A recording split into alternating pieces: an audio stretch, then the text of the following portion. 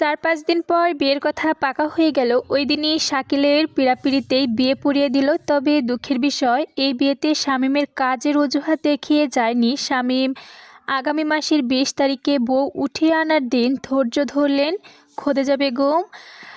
এর ভিতরে ২ দিন পর পরই শাকিল শ্বশুরবাড়িতে গিয়ে হাজির হয়। এই জন্যই খোদেজা বেগম একটু মর্মাহত হয়েছেন। ছেলেটা যেন দিন দিন কেমন হয়ে যাচ্ছে, ভাষায় প্রকাশ করতে পারছে না উনি।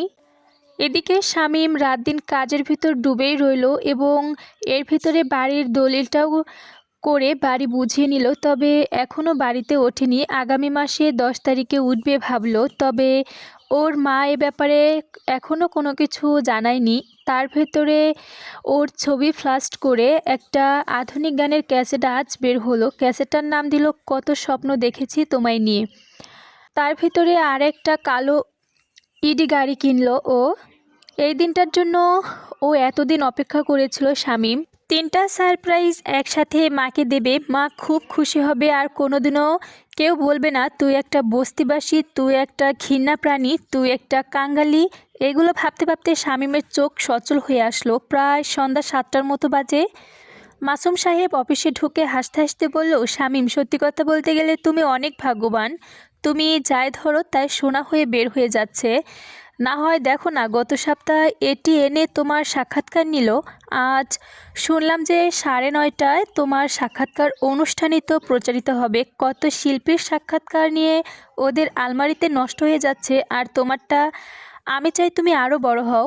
শামীম মাসুম সাহেবের কথা শুনে যতটুকু খুশি হওয়ার কথা ছিল ততটুকু খুশি হয়নি। শুধু শুনেই গেল, আর প্রতিক্রিয়া কিছুই দেখা গেল না। শুধু এইটুকু বলল, এত কিছু তো শুধু আপনার জন্যই হচ্ছে। আমি আর তোমার জন্য কি করতে পারলাম? আচ্ছা যাক, তুমি বাড়ি যাও এবং ৩-৪টা দিন অনেক খাটুনি গেছে, এখন একটু বাসায় গিয়ে বিশ্রাম নাও। ও আরেকটা কথা বলতে তো ভুলেই গিয়েছিলাম তোমাকে। হোলসেল কাউন্টার থেকে খবর এলো পর্যাপ্ত পরিমাণ ক্যাসেট অর্ডার ছিল, তা প্রোডাকশনের জন্য সাপ্লাই দিতে পারেনি। আশা করি ২-৪ দিনের ভিতরেই মেকআপ হয়ে যাবে। শামীম এ ব্যাপারে ভালো মন্দ কিছুই বলল না, শুধু এটুকু বলল, আপনিও চলুন আমার সাথে। না আজ না, আরেকদিন যাব। আর তুমি এখন যেভাবে সেভাবে রাস্তাঘাটে দাঁড়াতে পারবে না। এখন তুমি সবার চোখে পরিচিত হয়ে যাচ্ছ। এখন যদি রাস্তাঘাটে আগের মতো দাঁড়াও তাহলে মানুষের ভিড় জমে যাবে, যখন তখন বিপদ হতে পারে। সবসময় গাড়ির ভিতরে গ্লাস উঠিয়ে বসবে, বুঝেছ? শামীম কচি খোকার মতো মাথা ঘেরে বুঝালো, হ্যাঁ ঠিক আছে। এই কথাটা বুঝিয়ে বসা থেকে উঠল, তারপর বলল, তাহলে আসি। মাসুম সাহেব শামীমের সাথে করে গাড়িতে উঠিয়ে বসিয়ে দিয়ে চলে গেলেন। গাড়ি ছেড়ে দিল, তারপর আবার উনি অফিসে এসে বসলেন। এদিকে রাস্তাঘাট একবারই ক্লিয়ার, তাই একটানে গাড়ি বাসার সামনে এসে দাঁড়ালো। ড্রাইভার গাড়ির দিকে নেমে তাড়াতাড়ি পিছনের দরজা খুলে দিল। শামীম গাড়ি থেকে বের হলো। ড্রাইভার ব্রিফকেসটা হাতে নিয়ে গাড়ি লক করে শামীমের পিছন পিছন দোতলায় উঠল। শামীম দরজার সামনে দাঁড়িয়ে টোকা দিতেই দরজা খুলে গেল। খোদেজা বেগম শামীমের দিকে এক দৃষ্টিতে তাকিয়ে রইল। শামীম বুঝতে পারল ওর মা খুব রেগে আছে, তাই ওর মুখের দিকে এক নজর তাকাতেই হাসি ফুটিয়ে বলল, কি দেখছো মা এমন করে? খোদেজা বেগম শামীমের সম্মুখ দেখে চোখ সরিয়ে গম্ভীর হয়ে বলল, কি আর দেখব, তোর চেহারার যা অবস্থা দেখছি। এখন কাজ কর, আয়নাটার দিকে একবার তাকিয়ে দেখ চেহারাটার কী অবস্থা হয়েছে। আজ ৩ দিন বাড়ি বের হয়েছিস, ঠিকমতো না খেয়ে শরীরের অবস্থাটা কি করেছিস? তোরা সবাই মিলে আমাকে আর কত কষ্ট দিবি? শামীম এক দৃষ্টিতে খদিজা বেগমের দিকে তাকিয়ে রইল, তারপর মাথা নিচু করে বড় করে একটা নিঃশ্বাস ছেড়ে ভেজা গলায় বলল, তোমাকে অনেক কষ্ট দিচ্ছি তাই না মা? হয়তো। ড্রাইভার বলল, স্যার ব্রিফকেসটা। শামীম আরোভাবে বাম হাত দিয়ে চোখের জল মুছে বলল, তুমি দাঁড়িয়ে রইলে? দাও দাও এদিকে ব্রিফকেসটা। ড্রাইভারের থেকে ব্রিফকেসটা হাতে নিয়ে ওয়ারড্রপের উপর রাখতে রাখতে বলল, শামীম ওই সোফাটার উপর বসো। না স্যার, আমি নিচে যাই বলে ড্রাইভার চলে গেল। চারদিকে চোখ বুলিয়ে বলল, মা রেহেনা কোথায়? ওকে দেখছি না যে। ভাইয়া আসেনি? রেহেনা পাশের রুম থেকে বলল, এই তো ভাইয়া, আমি এখানে। তোমার বড় ভাইয়ার কথা বলছো? ভাইয়া তো এখনও আসেনি। ও আচ্ছা ঠিক আছে।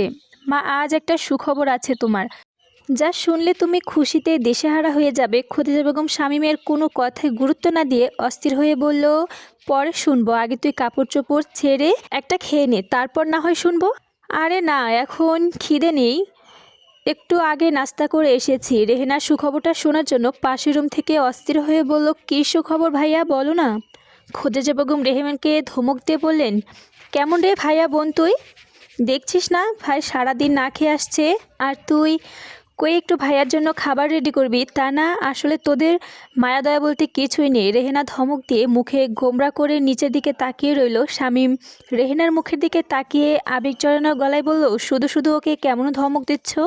এই কথা বলে ব্রিকেস থেকে বাড়ির দলিলটা বের করি খুদেজা বেগমের হাতে দিল। মা, এটা তোমার বাড়ি কিনেছি, আর তোমার ভাড়া থাকতে হবে না। আগামী মাসের 10 তারিখে ওই বাড়িতে উঠব। শুধু তাই না মা, তোমার জন্য একটা নতুন মডেলের গাড়িও কিনেছি, এবং আমি ছদ্মনামে ছবি ছাড়া কয়েকটা গানের ক্যাসেট বের করেছি। আস্থা ক্যাসেট বের হবে, সেটা আমার নিজের ছবি শ্রোতাদের সামনে ফ্লাশ করে দিয়েছে।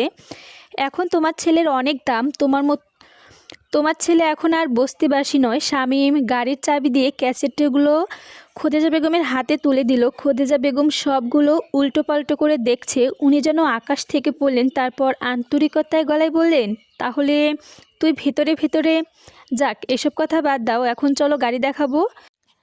কালকে গাড়ি করে বাড়িটা দেখে আসবে, আর আস্তে আস্তে ঘরগুলো সাজানো দরকার। তুমি আর ছোট্টি গিয়ে ঘরগুলো সাজিয়ে ফেলো, কি বলো? এই কথাগুলো বলে শামীম ওদেরকে নিয়ে গাড়ির সামনে আসলো। তারপর বলল, কেমন হয়েছে মা? রেহেনা খুশিতে লাফ দিয়ে উঠে বলল, খুব সুন্দর হয়েছে ভাইয়া, খুব সুন্দর হয়েছে।